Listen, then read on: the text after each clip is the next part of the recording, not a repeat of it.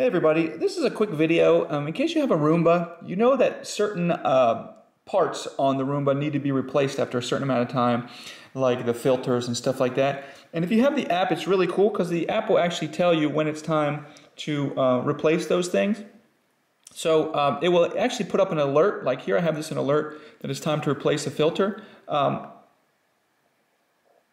also I can actually go down, if I scroll down, I can click on, I get to see that there's this option of product health, and if I click on product health, so this is what I'm getting the alert for, this high efficiency filter that I need to replace.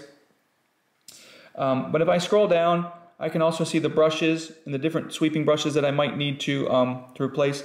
Now one thing that I don't like about this is, it gives me this option, like I need to replace this filter, so it gives me this option to order this new part. If I click on it, it doesn't take me to ordering the new part, it just takes me to the Roomba homepage, but if I scroll down to the bottom, it says shop parts, and it takes me to the same place. It's just, not as nice as it could be. It could actually take me to parts for my i7. But anyways, that's how you can check the product health on your Roomba app. Hope this helped. Thanks for watching. Have a great day.